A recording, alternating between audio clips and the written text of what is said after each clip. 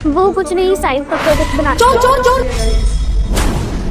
बेटा आप जाओ जाओ, चोर को पकड़ो, मैं आपकी बेटी ध्यान रखता हूँ। जाओ जल्दी जाओ। ठीक है अंकल, आपने इसका हाथ पकड़ के रखना, मैं भी आती हूँ। हाँ तुम चिंता मत करो। चोर। बेटा चीज खाओगी? चल मैं तो चीज खिलाता हूँ। आजा। एक मिनट अंकल, आप रहने दीजिए, मतलब बैग में कुछ खास नहीं था। अरे मेन सब ऐसे खास क्यों नहीं है? आपके पास में काफी सामान होगा, कीमती सामान होगा, पैसे होंगे, मोबाइल होगा। जाइए ना, आप चोर को पकड़िए, नहीं तो चोर भाग जाएगा। जाइए आप, जाइए। मम्मा आप जाओ ना, पापा ने जो आपको न्यू फोन दिलाया था वो भी था इसके अंदर, आप उसे भी ले लेना। और मुझे तो अंदर चीज खिलाई है, मैं इनके साथ रहूँ। बेटा मैंने आपको क्या सिखाया है, किसी स्ट्रेंजर के साथ ऐसे नहीं जाते। उन्होंने ये बोल दिया कि वो आपको कुछ दिला देंगे, तो आप ऐसे चले जाओगे क्या? ठीक है मम्मा, सॉरी। अरे बेटा तुम चिंता मत करो, देखो ना मैं बुजुर्ग आदमी हूँ, मेरे भी पोते पोती हैं। तुम एक काम करो, जाओ तुम चोर को पकड़ो, जब तक मैं तुम्हारी बेटी का ध्यान रखता हूँ। जाओ जल्दी जाओ।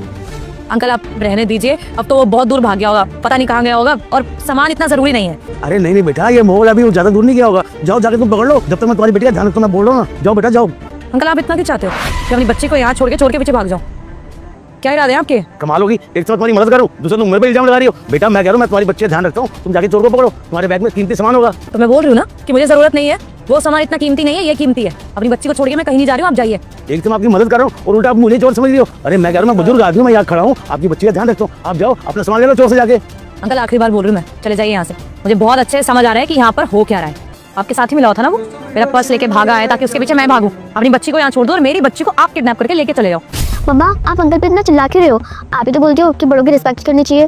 देखा बच्ची कितनी समझदार है, इसको बड़ों का कितना प्यार और कितना आदर करना आता है। तो आप भी समझिए ना, आप जाइए चोर को पकड़िए, मैं बच्ची का ध्यान रखता हूँ। अंकल बहुत हो रहा है, मेरी बच्ची का ना पीछा छोड़ दो और चले जाओ यहाँ से, नहीं तो शोर मचा दूंगी, मॉल में भीड़ इकट्ठी हो जाएगी, फिर आपको भी पता क्या हाल होगा आपका।